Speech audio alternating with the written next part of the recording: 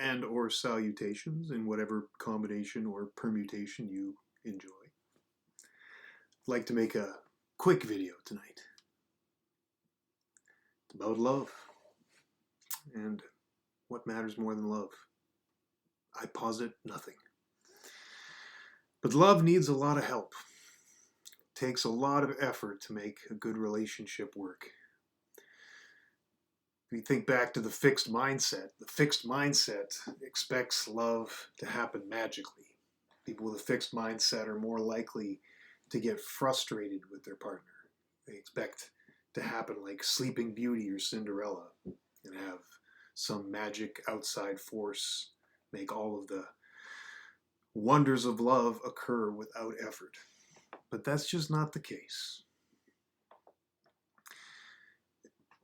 If you think a partner should know what you need without telling them, that's impossible.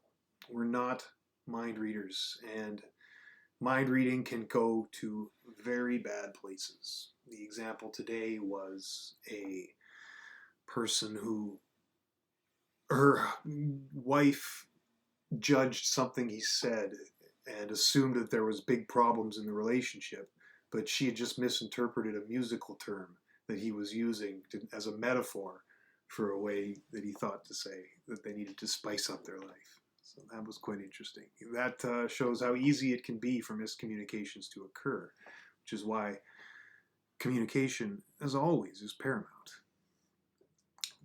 As we say, things need to be discussed, not assumed. In the Army, they say to assume is to make an ass out of you and me. A no-effort relationship is a doomed relationship.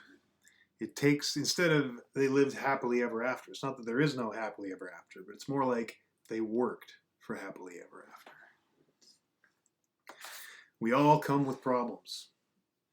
And choosing a partner is effectively choosing a set of problems. And blaming people for their problems is a source of contention and hostility.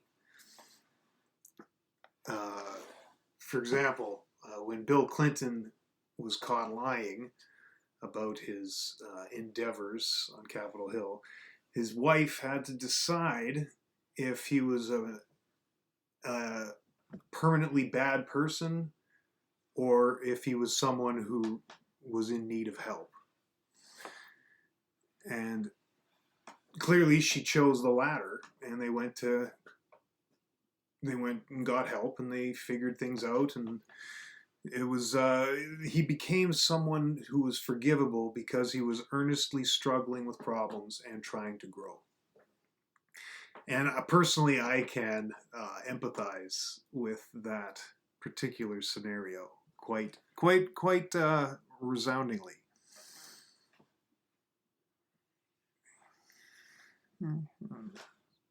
Yes, the part you have you have to take action. The partner has to want to change, plan to change, and then take substantive action towards changing in order to be deserving of forgiveness. And which is one of the reasons, even in a very busy day, have to have time for these videos and our little moments.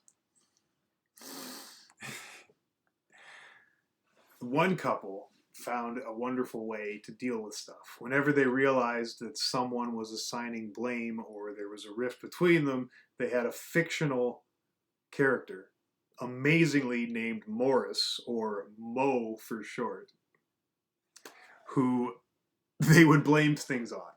When something came up, they could shift the blame to Mo for a second and then figure things out. That sounds like an interesting stratagem. One of the big rifts in relationships can be competition for who's the greatest, or obviously envy would kill anything. You want to be happy, and you want people to be happy for you when you're happy. So that's one of the interesting things, is like, not who can you turn to when stuff is difficult, because it's easy to have empathy and feel sorry for people that are in a difficult spot, but who can you turn to when stuff is good? And I think that's one of the hallmarks of a great relationship, is to be truly happy for each other's accomplishments.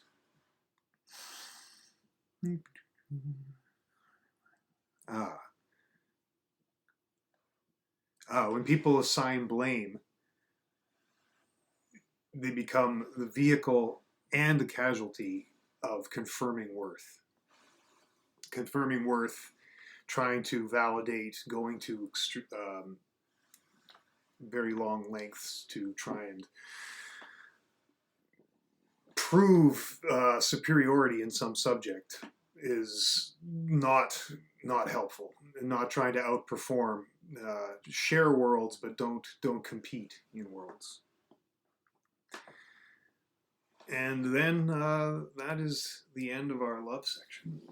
So again, the growth mindset contributes not only to business, not only to athletics, not only to academics, but also to the world of love.